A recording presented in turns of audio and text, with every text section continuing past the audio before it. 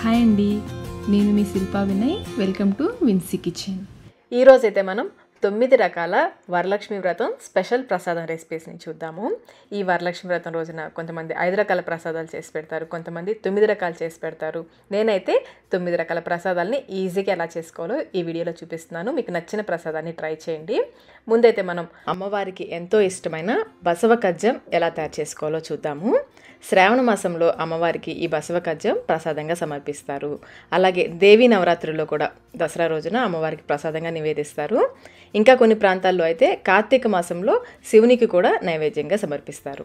మరి ఈ బసవ కజ్జం ఎలా తయారు చేసుకోవాలో చూసేద్దాం రండి. ముందుగా ఒక బౌల్లో అరకప్పు పెసరపప్పు వేసుకుని 1-2 సార్లు శుభ్రంగా కడిగేసి ఒక అరకప్పు వరకు నీళ్లు పోసి, ఇవి మునిగేంత వరకు నీళ్లు పోసి ఒక అరగంట పాటు నానబెట్టుకోవాలి.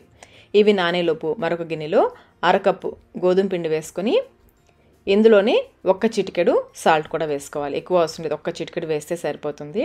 అలాగే 1 టీ స్పూన్ నెయ్యి కూడా వేసుకోవాలి. ఇందులో కొంచెం నీళ్ళు పోసుకుంటూ పిండిని కొంచెం సాఫ్ట్గా కలుపుకోవాలి. పెసరపప్పు గోధుమ పిండి సమానంగా తీసుకోవాలి. పిండి చూడే విధంగా సాఫ్ట్గా కలుపుకోవాలి.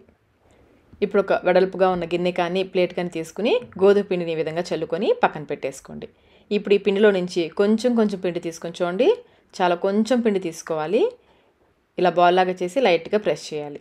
ఈ విధంగా చిన్ని కుడుముల్లాగా చేసుకోవాలి. ఈ చేసిన కుడుముల్ని పొడి గోధుమ పిండిలో వేసుకోవాలి. చూడండి, చిన్నవి చేసుకుంటే బాగుంటుంది.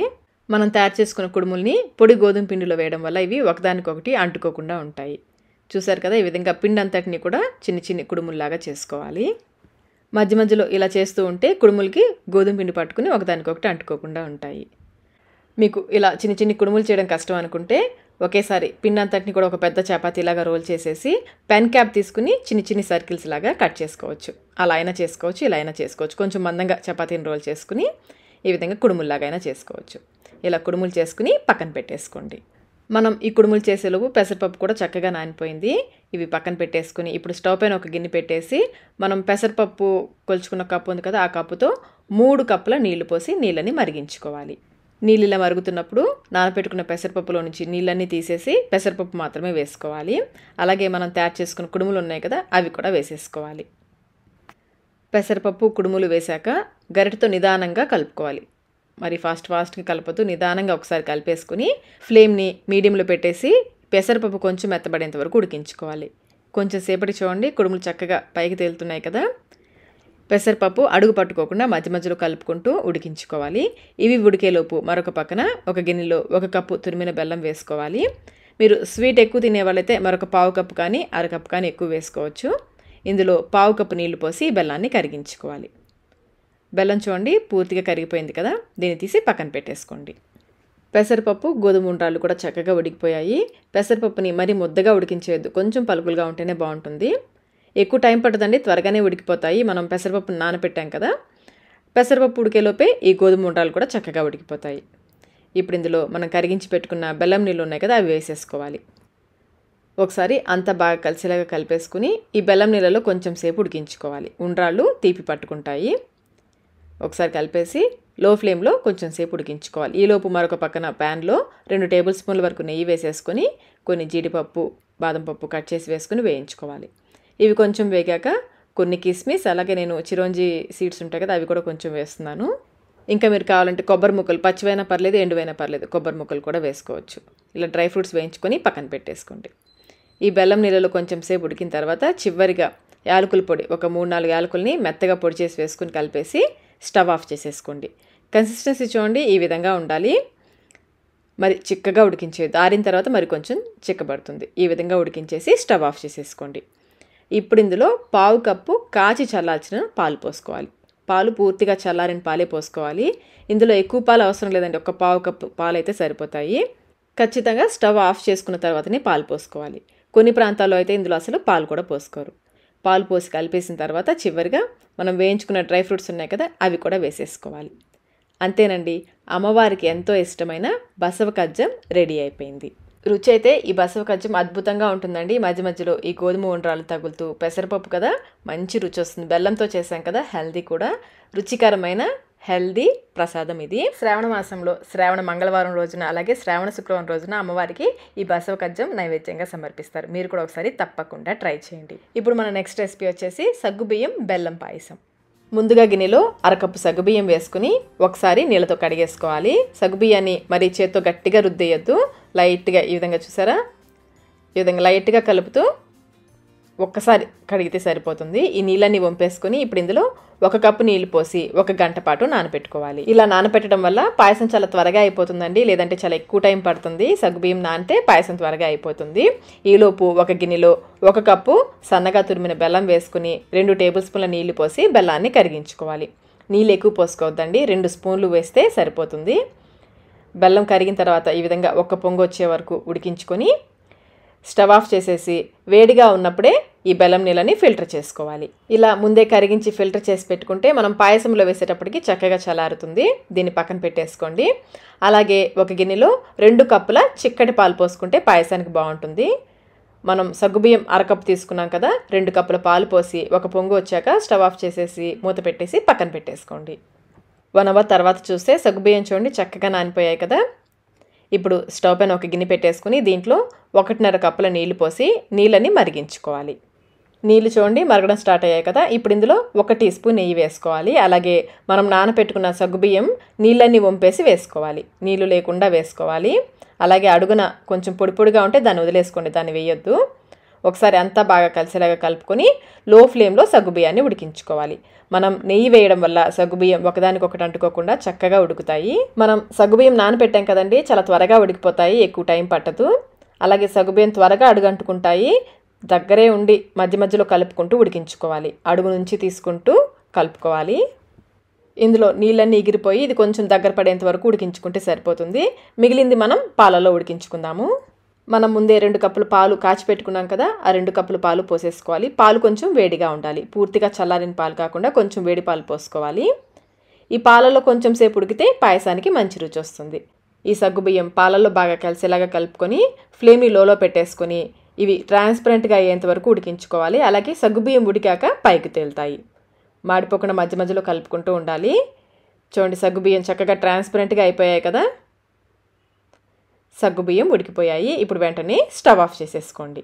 స్టవ్ ఆఫ్ చేసుకున్న తర్వాత మంచి ఫ్లేవర్ కోసం యాలకుల పొడి, పూర్తిగా చల్లారిన బెల్లం సిరప్ కూడా వేసేసుకోవాలి.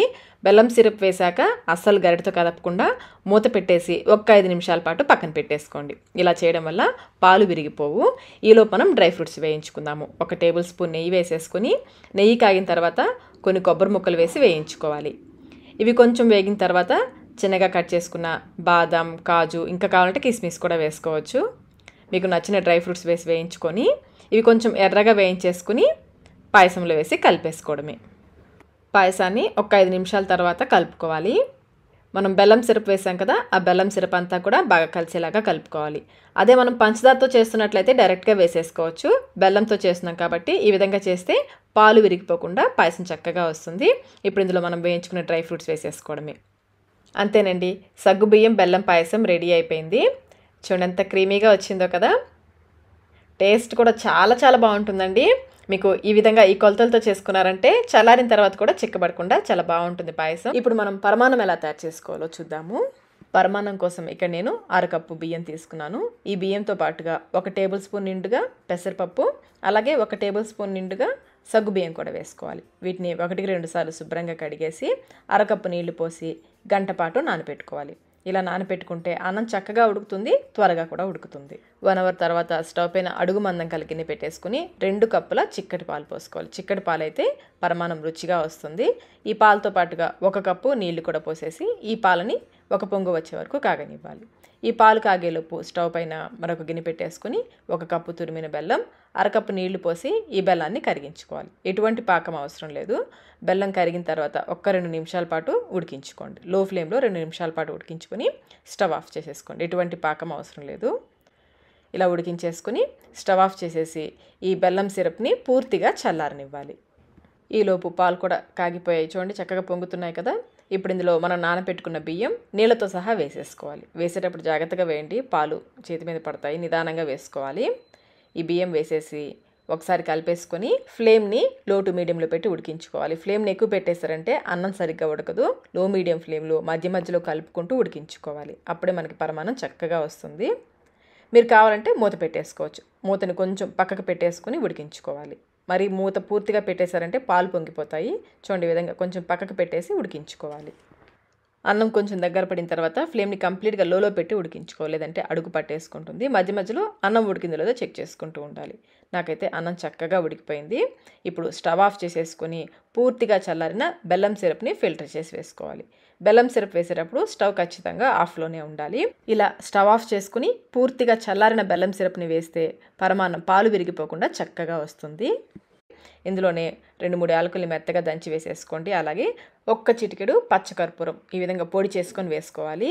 తినే కర్పూరం అంటారు కదా, లడ్డూల్లో వేసుకుంటారు, అది ఒక్క చిటికెడు వేసుకుంటే అచ్చం మనకి గుళ్ళో ప్రసాదం లాగా ఉంటుంది. అంతా ఒకసారి ఈ బెల్లం సిరప్ అంతా కూడా బాగా కలిసేలా కలుపుకోవాలి. ఇలా కలిపి మళ్ళీ స్టవ్ ఆన్ చేసుకుని లో ఫ్లేమ్లో ఈ బెల్లం సిరప్లో అన్నంని కొంచెం సేపు ఒక 2-3 నిమిషాల పాటు ఉడికించుకోవాలి. మరొక పక్కన స్టవ్ పైన ప్యాన్ పెట్టేసుకుని 2 టేబుల్ స్పూన్ల నెయ్యి వేసేసి ముందు ఎండు కొబ్బరి కానీ పచ్చి కొబ్బరి కానీ చిన్న ముక్కలుగా కట్ చేసి వేసి వేయించుకోవాలి. ఇవి కొంచెం వేగిన తర్వాత కొన్ని జీడిపప్పు కిస్మిస్ కూడా వేసి వేయించేసుకుని ఈ పప్పుల్ని ఉడికించుకున్న పరమాన్నంలోకి వేసేసుకోవాలి. అంతా ఒకసారి బాగా కలిసేలా కలిపేసుకుని స్టవ్ ఆఫ్ చేసేసుకోవాలి. అంతేనండి, నోరూరించే బెల్లం పరమాన్నం రెడీ అయిపోయింది. ఇప్పుడైతే మనం పప్పు ఉడికించడం, పిండి రుబ్బడం ఇలాంటివేమీ లేకుండా ఇన్స్టెంట్గా చేసుకుని పూర్ణం బూరెలు రెసిపీ చూద్దాము. ముందుగా స్టవ్ పైన ప్యాన్ పెట్టేసుకుని 3 టేబుల్ స్పూన్ల నెయ్యి వేసుకోవాలి. నెయ్యి బాగా కాగిన తర్వాత 1/2 కప్పు పచ్చి కొబ్బరి ముక్కలు బాగా చిన్నగా కట్ చేసుకున్న పచ్చి కొబ్బరి ముక్కలు 1/2 కప్పు వేసుకుని వేయించుకోవాలి. ఇవి కొంచెం వేగిన తర్వాత 2 టేబుల్ స్పూన్ల జీడిపప్పు పలుకులు వేసుకోవాలి. వీటిని లైట్గా కలర్ చేంజ్ అయ్యేంత వరకు లో ఫ్లేమ్లో వేయించుకోవాలి. మరి ఎర్రగా అవసరం లేదు. చూడండి, ఈ విధంగా వేగితే సరిపోతుంది. ఇప్పుడు వీటిని ఒక గిన్నెలోకి తీసేసుకుని పక్కన పెట్టేసుకోండి. ఈ మిగిలిన నెయ్యిలో 1 కప్పు గోధుమ రవ్వ వేసుకుని వేయించుకోవాలి. ఈ గోధుమ రవ్వ కూడా లో ఫ్లేమ్లో కమ్మటి వాసన వచ్చేంత వరకు వేయించుకోవాలి. ఒక పక్కన గోధుమ రవ్వ వేయించుకుంటూ మరొక పక్కన దీనికి కావాల్సిన నీళ్ళని కాచుకుందాము. 1 కప్పు గోధుమ రవ్వకి 3 కప్పుల నీళ్లు పోసుకోవాలి.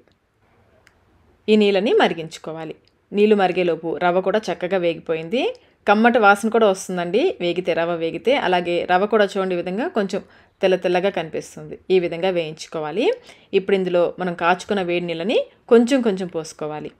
మీరు కావాలంటే స్టవ్ ఆఫ్ చేసేసుకుని నీళ్లు పోసాక మళ్ళీ ఆన్ చేసుకోవచ్చు. ఒకేసారి ఫాస్ట్గా పోసేసారంటే పొంగినట్లుగా అయిపోతుంది. నిదానంగా పోసుకోవాలి. నీళ్ళన్నీ పోసాక ఒకసారి ఈ నీళ్ళలో రవ్వ బాగా కలిసేలాగా కలుపుకోవాలి. ఇప్పుడు మూత పెట్టేసుకుని లో ఫ్లేమ్లో ఇది బాగా దగ్గర పడేంత వరకు ఉడికించుకోవాలి. చూడండి, నీళ్ళన్నీ ఎగిరిపోయాయి కదా, ఈ విధంగా పొడి పొడిగా ఉడికించుకోవాలి. ఒకవేళ మీకు రవ్వ ఉడకలేదు అనిపిస్తే మరి కొంచెం వేడి నీళ్ళు పోసి ఉడికించుకోవచ్చు. నాకైతే రవ్వ చక్కగా ఉడికిపోయింది. ఇప్పుడు ఇందులో 2 కప్పుల తురిమిన బెల్లం వేసుకోవాలి. 1 కప్పు రవ్వకి 2 కప్పుల తురిమిన బెల్లం వేసుకోవాలి. ఈ బెల్లం ఇందులో బాగా కలిసేలాగా కలిపేసుకుని మనం వేయించి పెట్టుకున్న కొబ్బరి జీడిపప్పు పలుకులు ఉన్నాయి కదా, అవి వేసేసుకోవాలి. అలాగే 4-5 యాలకుల్ని మెత్తగా పొడి చేసి వేసుకుని ఇవి కూడా ఇందులో బాగా కలిసేలాగా కలుపుకోవాలి. ఇలా బాగా కలిపేసుకుని మళ్ళీ మూత పెట్టేసి లో ఫ్లేమ్లో ఇది బాగా దగ్గర పడేంత వరకు ఉడికించుకోవాలి. మాడిపోకుండా మధ్య మధ్యలో కలుపుకుంటూ ఉండాలి. ఇది ఇంకా పలచగానే ఉంది కదా, మరి కొంచెం దగ్గర పడేంత వరకు ఉడికించుకోవాలి.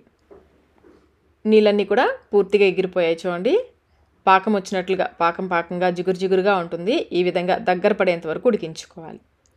ఇలా ఉడికించేసుకుని చివరిగా మరొక టేబుల్ స్పూన్ నెయ్యి వేసుకుని స్టవ్ ఆఫ్ చేసేసుకోండి.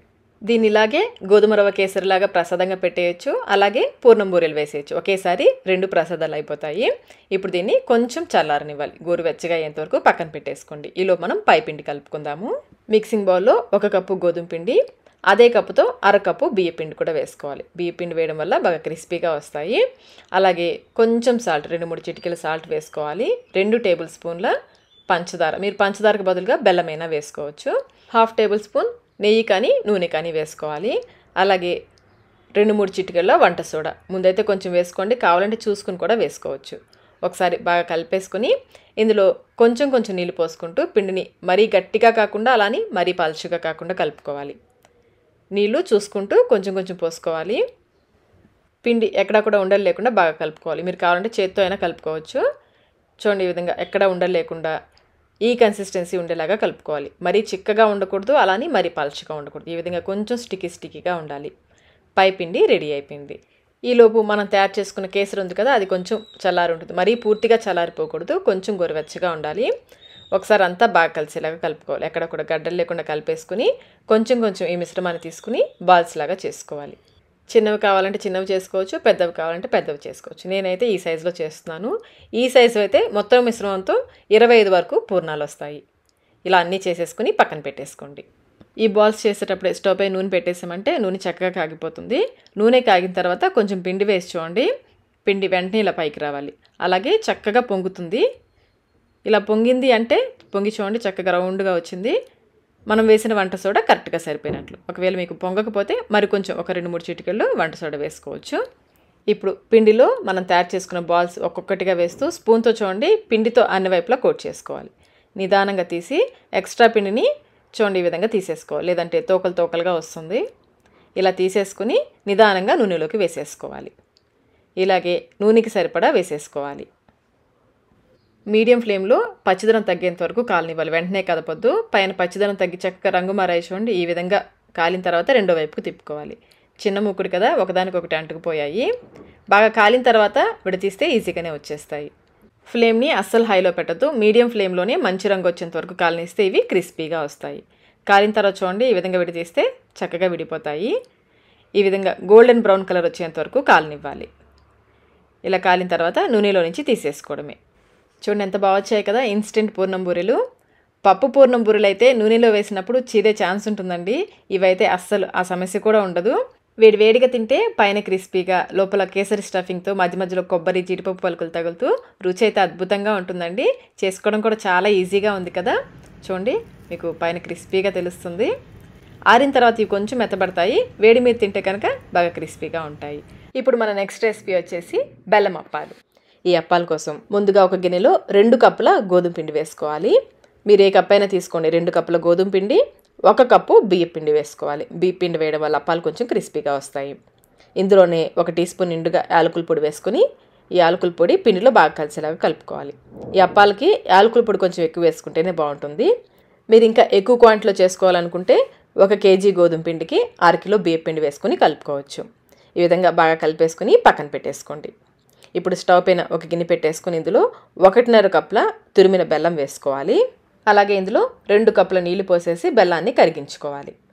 అదే మీరు కేజీ గోధుమ పిండి, 1/2 కేజీ బియ్య పిండి వేస్ట్ చేస్తున్నట్లయితే బెల్లం వచ్చేసి 1 కేజీ తీసుకోవచ్చు. బెల్లం ఈ విధంగా పూర్తిగా కరిగిన తర్వాత స్టవ్ ఆఫ్ చేసేసుకుని ఒక ప్యాన్లోకి ఈ బెల్లం నీళ్ళని ఫిల్టర్ చేసుకోవాలి. నలకలు ఏమైనా ఉంటే పోతాయి. ప్యాన్ కానీ అడుగున మందంగా ఉన్న గిన్నె కానీ తీసుకోవచ్చు. ఈ బెల్లం నీళ్ళని మరిగించుకోవాలి. నీళ్ళు ఇలా మరుగుతున్నప్పుడు ఇందులో 3 టేబుల్ స్పూన్ల నెయ్యి వేసుకోవాలి. నెయ్యి వేయడం వల్ల అప్పాలు కమ్మగా ఉంటాయి. నెయ్యి వేసేసుకొని ఇప్పుడు ఇందులో ఫ్లేమ్ని లోలో పెట్టేసుకుని మనం కలిపి పెట్టుకున్న గోధుమ పిండి బియ్య పిండి మిశ్రమం ఉంది కదా, అది కొంచెం కొంచెం వేసుకుంటూ కలుపుకోవాలి. ఈ అప్పాలని చాలా రకాలుగా చేస్తుంటారండి. బియ్య పిండి ఎక్కువ వేసి గోధుమ పిండి తక్కువ వేసి చేస్తుంటారు. అచ్చంగా రవ్వతో చేస్తారు. బియ్య పిండి గోధుమ పిండి రవ్వ కలిపి చేస్తుంటారు. ఈ రెసిపీస్ అన్నీ కూడా ఆల్రెడీ మన ఛానల్లో ఉన్నాయి. లింక్స్ కావాలంటే నేను డిస్క్రిప్షన్ బాక్స్లో ఉంచుతాను, చూడండి ఒకసారి. ఈ విధంగా బాగా కలిపేసుకొని స్టవ్ ఆఫ్ చేసేసి మూత పెట్టేసి ఈ మిశ్రమాన్ని కొంచెం చల్లారనివ్వాలి. ఇది గోరువెచ్చగా ఉన్నప్పుడు మరొక ప్లేట్లోకి తీసేసుకుని పిండిని చేత్తో బాగా మద్దన చేస్తూ కలుపుకోవాలి. పిండి చూడడానికి పొడి పొడిగా ఉంటుందండి, కానీ కలుపుతూ ఉంటే చక్కగా ముద్ద అయిపోతుంది. చేత్తో బాగా మద్దన చేస్తూ సాఫ్ట్గా అయ్యేంత వరకు బాగా కలుపుకోవాలి. పిండిని బాగా కలిపితే అప్పాలు చక్కగా వస్తాయి. చూడండి ఈ విధంగా పిండి అంతా కూడా ఒక చపాతీ ముద్దలాగా కలుపుకోవాలి. కన్సిస్టెన్సీ చూడండి ఈ విధంగా ఉండాలి, బాగా సాఫ్ట్గా ఉండాలి. ఇలా కలిపేసుకుని ఇప్పుడు కొంచెం కొంచెం ఈ పిండిని తీసుకుని చిన్న చిన్న బాల్స్ లాగా చేసుకోవాలి. పిండి అంతటిని కూడా ఒకేసారి బాల్స్లా చేసి పెట్టుకుంటే అప్పాలు చేసుకోవడానికి ఈజీగా ఉంటుంది. మనం తీసుకున్న ఈ పిండికి అటు ఇటుగా 40 వరకు అప్పాలు వస్తాయి. సైజ్ చూడండి, ఈ సైజు పిండి ముద్దలు తీసుకుంటే నాకు 40 వరకు వచ్చాయి.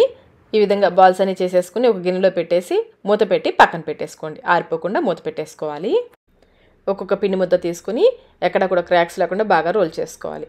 ఈ విధంగా రోల్ చేసేసి ఒక ప్లేట్ పైన కొంచెం నెయ్యి రాసేసుకుని కొంచెం మందంగా ఒత్తుకోవాలి. మరీ పలుచగా కాకుండా మరీ లావుగా కాకుండా చూడండి ఈ విధంగా కొంచెం మందంగా ఉండేలాగా ఒత్తుకోవాలి.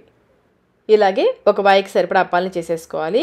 చేత్తో చేయడం కష్టం అనుకుంటే అడుగున ఫ్లాట్గా ఉన్న ఒక గిన్నె కానీ లేదా ఈ విధంగా గ్లాస్ కానీ తీసుకుని పైన లైట్గా ప్రెస్ చేస్తే చక్కగా అప్పాలు ఈజీగా చేసేసుకోవచ్చు. అప్పాలని ఒకేసారి కాకుండా ఒక వాయికి సరిపడా చేసేసుకోండి. ఇవి వేగుతున్నప్పుడు నెక్స్ట్ వాయికి సరిపడా చేసుకోవచ్చు. నూనె బాగా కాగిన తర్వాతనే అప్పాలు వేసుకోవాలి. చూడండి, ఈ విధంగా పిండి వేస్తే వెంటనే పైకి రావాలి. ఈ విధంగా కాగితే మనం అప్పాలు నూనెలో వేసినప్పుడు విరిగిపోకుండా చక్కగా వస్తాయి. ఈ విధంగా కొంచెం పిండిని చిన్న అప్పంలా చేసి వేసి చెక్ చేసి తర్వాత మిగిలినవి మనం తయారు చేసుకున్న అప్పాలు ఒక్కొక్కటిగా వేసుకుంటూ కాల్చుకోవాలి. నూనెకి మరీ ఎక్కువ వేసేసుకోవద్దు, నూనెకి సరిపడా వేసుకోవాలి. అప్పాలన్నీ వేసిన తర్వాత ఫ్లేమ్ని లో టు మీడియంలో పెట్టేసి వీటిని రెండు వైపులా కూడా మంచి రంగు వచ్చేంత వరకు కాలనివ్వాలి. అప్పాలు వేసాక కొంచెం సేపు అలాగే వదిలేయండి, నిదానంగా పైకి వచ్చేస్తాయి. ఇలా అన్నీ పైకి వచ్చాక చూడండి, ఈ విధంగా రెండు వైపులా గోల్డెన్ బ్రౌన్ కలర్ వచ్చేంత వరకు కాలనిచ్చేసి నూనెలో నుంచి తీసేసుకోవడమే. వీటిని నూనెలో నుంచి బయటకు తీసిన తర్వాత మరొక గరిటతో పైన లైట్గా ప్రెస్ చేయాలి. ఎక్సెస్ ఆయిల్ ఏమైనా ఉంటే కూడా డ్రైన్ అయిపోతుంది. ఇలాగే అన్ని అప్పాలు తీసేసుకుని నెక్స్ట్ వాయి వేసేటప్పుడు నూనెని కొంచెం కాగనిచ్చి వేసుకోవాలి. అంతేనండి, బెల్లం అప్పాలు రెడీ అయిపోయాయి. ఇప్పుడు మనం మిక్సీలో రుబ్బిన పిండితో క్రిస్పీ వడలు ఎలా తయారు చేసుకోవాలో చూద్దాము. గారెల కోసం ఇక్కడ నేను 1 కప్పు నిండుగా, పై వరకు 1 కప్పు నిండుగా మినపప్పు తీసుకున్నాను. ఇవి వెయిట్లో వచ్చేసి 1/2 కిలో ఉంటాయి. వీటిని 1-2 సార్లు శుభ్రంగా కడిగేసి కనీసం 4 గంటల పాటైనా నానబెట్టుకోవాలి. నేను ముందే నానబెట్టేశాను. మినపప్పు చక్కగా నానిన తర్వాత ఒకసారి కడిగేసి నీళ్ళన్నీ వంపేసి పెట్టేసుకోండి. ఇప్పుడు ఈ పప్పుని గ్రైండ్ చేసుకుందాము. చిన్న మిక్సీ జార్ తీసుకుంటే పప్పు చక్కగా నలుగుతుంది.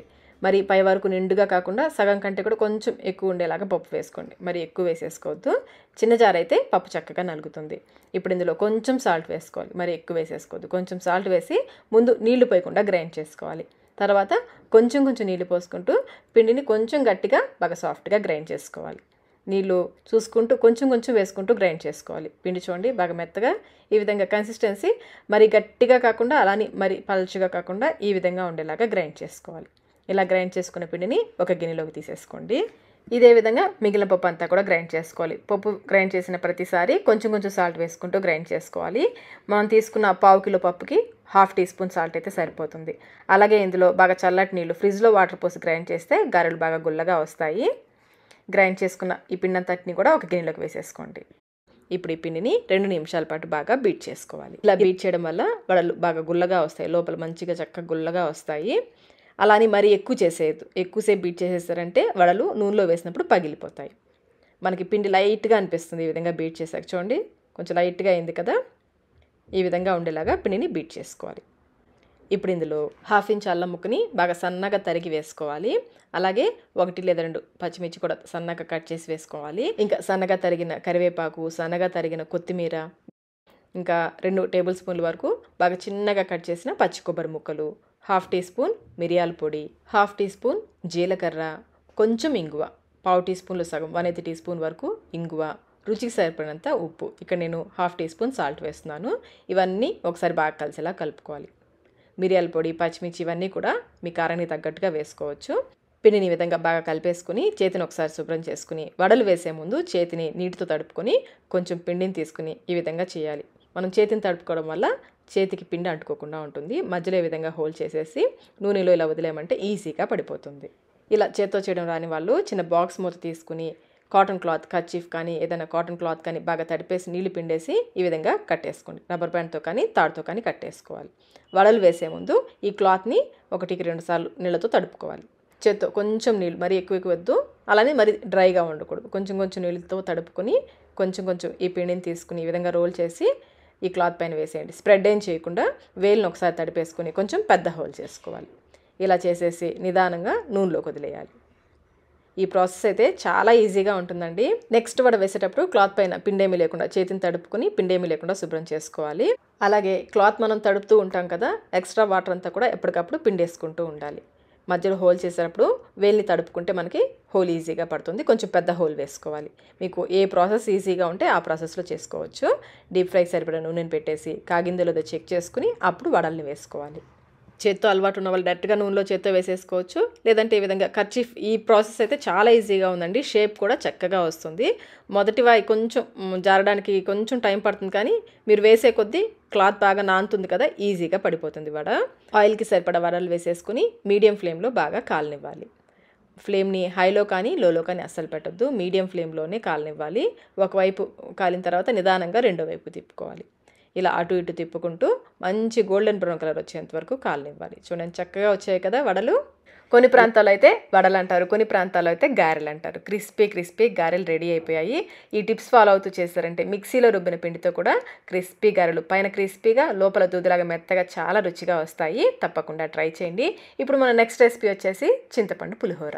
ముందుగా కుక్కర్లో 1 గ్లాస్ బియ్యం వేసుకోవాలి. ఇవి వచ్చేసి 1/2 కిలో బియ్యం అండి. వీటిని 1కి 2 సార్లు శుభ్రంగా కడిగేసి 2 కప్పుల నీళ్లు పోసుకోవాలి. మీకు కుదిరితే 1 గంట పాటు నానపెట్టుకోండి. అలాగే ఇందులో 1 స్పూన్ నూనె కూడా వేసి మూత పెట్టేసుకుని మీడియం ఫ్లేమ్లో 3 విజిల్స్ వచ్చేంత వరకు ఉడికించుకోవాలి. మనం తీసుకున్న 1/2 కిలో బియ్యానికి 1 కమలాకాయ అంత చింతపండు తీసుకోవాలి. ఇది గ్రామ్స్లో అయితే 30 నుంచి 40 గ్రాముల వరకు పడుతుందండి. చింతపండుని శుభ్రం చేసేసుకొని ఒకసారి నీళ్ళతో కడిగేసి 1 కప్పు వేడి నీళ్ళు పోసి 10 నిమిషాల పాటు నానపెట్టుకోండి. ఇలా నానపెట్టుకుంటే చింతపండులో నుంచి గుజ్జు త్వరగా వచ్చేస్తుంది. 10 నిమిషాలు నానిన తర్వాత చింతపండులో నుంచి రసం పిండేసుకోవాలి. పిప్పి రాకుండా ఈ విధంగా ఫిల్టర్ చేసేసుకోండి. ఈ విధంగా చింతపండు గుజ్జు తీసుకొని పక్కన పెట్టేసుకోండి. ఇప్పుడు ప్యాన్లో 1 స్పూన్ నూనె వేసుకొని నూనె కాగిన తర్వాత 1 టీ స్పూన్ పచ్చిశనగపప్పు, 1 టీ స్పూన్ మినప్పప్పు, నేను పొట్టుపప్పు వేస్తున్నానండి. అలాగే కొంచెం మెంతులు, 10 మిరియాలు, ఎక్కువ వేసుకోవద్దండి, 10 వేసుకుంటే సరిపోతుంది. 1 టీ స్పూన్ ధనియాలు, 1/2 టీ స్పూన్ ఆవాలు, 1/2 టీ స్పూన్ జీలకర్ర. వీటిని లో ఫ్లేమ్లో ఎర్రగా వేయించుకోవాలి. వీటితో పాటుగా 1 పెద్ద ఎండుమిర్చి లేదంటే చిన్నవైతే 2 వేసుకోండి. వీటిని కూడా వేసుకొని వేయించుకోవాలి. ఇవి వేగిన తర్వాత స్టవ్ ఆఫ్ చేసేసుకొని 1 స్పూన్ నిండుగా నువ్వులు కూడా వేసుకొని వేయించుకోవాలి. స్టవ్ ఆఫ్ చేశాక వేస్తే ఆ వేడికి నువ్వులు వేగిపోతాయి. ఇప్పుడు వీటిని పూర్తిగా చల్లారనివ్వాలి. ఇవి పూర్తిగా చల్లారిన తర్వాత కొంచెం బరకగా గ్రైండ్ చేసుకోవాలి. మరి మెత్తగా కాకుండా కొంచెం బరకగా గ్రైండ్ చేసుకోవాలి. ఇలా గ్రైండ్ చేసుకొని పక్కన పెట్టేసుకోండి. ఇప్పుడు ఇదే ప్యాన్లో 3 టేబుల్ స్పూన్ల నూనె వేసుకుని నూనె కాగిన తర్వాత కొంచెం పల్లీలు వేసుకుని వేయించుకోవాలి. 1 గుప్పెడు పల్లీలు వేసుకుని వేయించుకోవాలి.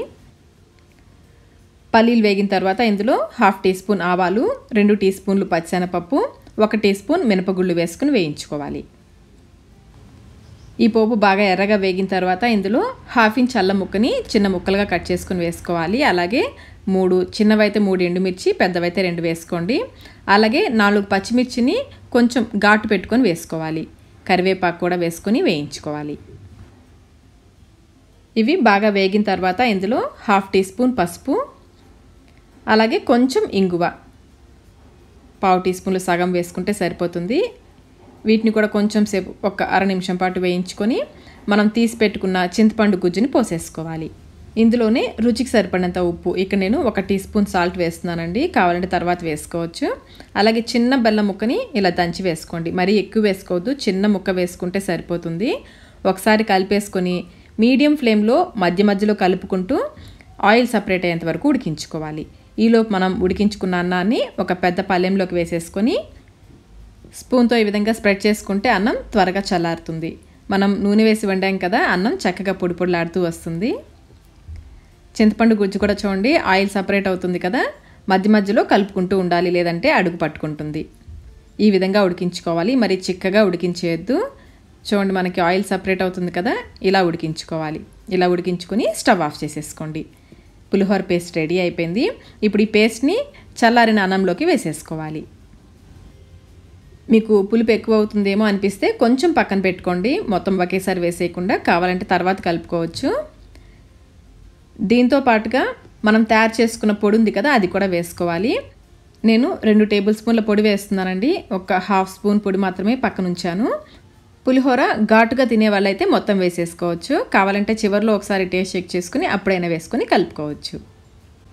పులిహోర స్పూన్తో కంటే కూడా చేత్తో అయితేనే బాగా కలుస్తుంది. నేను పులిహోర పేస్ట్ అంతా కూడా వేసేసానండి. 1/2 కిలో బియ్యానికి మనం తయారు చేసుకున్న పేస్ట్ కరెక్ట్గా సరిపోయింది. నేను 1/2 టీ స్పూన్ సాల్ట్ వేస్తున్నాను. అలాగే పులిహోరలో చివరిగా పచ్చి కరివేపాకు కడిగి తడేమీ లేకుండా తుడుచుకొని వేసుకుంటే పులిహోర గుమగుమలాడుతూ ఉంటుంది. అలాగే మనం ఇందులో పొడి వేసాం కదండి, ఆ పొడి అయితే తప్పకుండా వేసుకోండి. ఒక డిఫరెంట్ టేస్ట్ వస్తుంది, చాలా అంటే చాలా బాగుంటుంది. చింతపండు పులిహోర కూడా రెడీ అయిపోయింది కదా, ఇప్పుడు మనం దద్దోజనం ఎలా తయారు చేసుకోవాలో చూద్దాము. దీనికోసం ఇక్కడ నేను 1 కప్పు బియ్యంతో వండిన అన్నాన్ని ఒక గిన్నెలోకి తీసుకున్నాను. అన్నం వేడిగా ఉన్నప్పుడే స్పూన్తో కొంచెం మెత్తగా మ్యాష్ చేసుకోవాలి. అన్నం చల్లారిన తర్వాత మ్యాష్ చేస్తే అవ్వదండి, కొంచెం వేడిగా ఉన్నప్పుడే ఈ విధంగా స్పూన్తో బాగా మ్యాష్ చేసుకోవాలి. ఇలా చేసుకుని ఈ అన్నాన్ని పూర్తిగా చల్లారనివ్వాలి. ఈ అన్నం చల్లారేలోపు మనం దద్దోజనానికి కావాల్సిన పోపు వేసుకుందాము. 1 టేబుల్ స్పూన్ నెయ్యి వేసుకుని, నెయ్యి వద్దనుకున్న వాళ్ళు నూనె అయినా వేసుకోవచ్చు. నెయ్యి పోపు అయితే దద్దోజనం చాలా బాగుంటుంది. 1/2 టీ స్పూన్ ఆవాలు, 1 టీ స్పూన్ పచ్చెనపప్పు, 1/2 టీ స్పూన్ జీలకర్ర, 1/2 టీ స్పూన్ మిరియాలు కూడా వేసుకుని వేయించుకోవాలి. దద్దోజనంలో మిరియాలు నెయ్యి పోపులో వేగి చాలా కమ్మగా ఉంటాయండి, తప్పకుండా వేసుకోండి. లో ఫ్లేమ్లో ఈ పోపును బాగా వేయించుకొని ఇప్పుడు ఇందులో 1/2 ఇంచ్ అల్లం ముక్కని చిన్న ముక్కలుగా కట్ చేసి వేసుకోవాలి. అలాగే 1 పచ్చిమిర్చిని కూడా కట్ చేసి వేసుకోవాలి. కొంచెం కరివేపాకు కూడా వేసుకుని వీటిని కూడా బాగా వేయించుకోవాలి. చివరిగా 1/2 టీ స్పూన్ ఇంగువ కూడా వేసుకుని స్టవ్ ఆఫ్ చేసేసుకోవాలి. ఇంగువ కూడా ఇందులో బాగా కలిసేలాగా కలుపుకొని ఇప్పుడు ఈ పోపుని పూర్తిగా చల్లారనివ్వాలి. ఇది చల్లారేలోపు మనం దద్దోజనం కలుపుకుందాము. ఈ అన్నం కూడా పూర్తిగా చల్లారిపోయింది కదా, ఇప్పుడు ఇందులో 1 కప్పు పెరుగు వేసుకోవాలి. మనం బియ్యం దేంతో తీసుకుంటామో దానికి 2 పెరుగు వేసుకోవాలి. మనం 1/2 కప్పు బియ్యంతో వండిన అన్నం తీసుకున్నాం కదా, అందుకని 1 కప్పు వరకు పెరుగు వేసుకోవాలి. పెరుగు ఇందులో బాగా కలిసేలాగా కలుపుకోవాలి. ఫ్రెష్ పెరుగు అయితే బాగుంటుంది. అలాగే ఇందులో 1 కప్పు కాచి చల్లార్చిన పాలు కూడా కొంచెం కొంచెం పోసుకోవాలి. 1/2 కప్పు బియ్యంతో వండిన అన్నం, 1 కప్పు పెరుగు, 1 కప్పు పాలు కరెక్ట్గా సరిపోతాయి. అన్నంలో గడ్డలేమి లేకుండా మ్యాష్ చేస్తూ కలుపుకోవాలి. నేను పాలన్నీ పోసేస్తున్నాను. పాలు పోసాక కలుపుతూ ఉంటే మీకు పల్చగా అనిపిస్తుంది. ఇది కలుపుతూ ఉంటే కొంచెం దగ్గరగా అవుతుంది. అలాగే దద్దోజనం కలిపేటప్పుడు కొంచెం పల్చగా కలుపుకుంటే మీరు తినేటప్పటికి మరి గట్టిగా అయిపోకుండా చక్కగా కరెక్ట్ కన్సిస్టెన్సీలో ఉంటుంది. ఇలా కలిపేసుకుని మనం తయారు చేసుకున్న పోపు ఉంది కదా, పూర్తిగా చల్లారిన పోపుని వేసేసుకోవాలి. అలాగే రుచికి సరిపడంత ఉప్పు కూడా వేసుకుని కలుపుకోవాలి. అంతేనండి, ఎంతో కమ్మని దద్దోజనం కూడా రెడీ అయిపోయింది. మనం పులిహోరకి అన్నం వండుకుంటాం కదా, అప్పుడే దద్దోజనం కూడా వండేసుకుంటే 2 కూడా ఒకేసారి ఈజీగా చేసేసుకోవచ్చు. చూశారు కదా 9 రకాల ప్రసాదం రెసిపీస్ని. ఇందులో మీకు నచ్చిన ప్రసాదాన్ని అమ్మవారికి నైవేద్యంగా చేసి సమర్పించండి. ఈ వీడియో మీకు నచ్చినట్లయితే లైక్ చేయండి, మీ ఫ్రెండ్స్కి, ఫ్యామిలీ మెంబర్స్కి షేర్ చేయండి. మన ఛానల్ని ఫస్ట్ టైం చూస్తున్నట్లయితే సబ్స్క్రైబ్ కూడా చేసుకోండి. Thank you.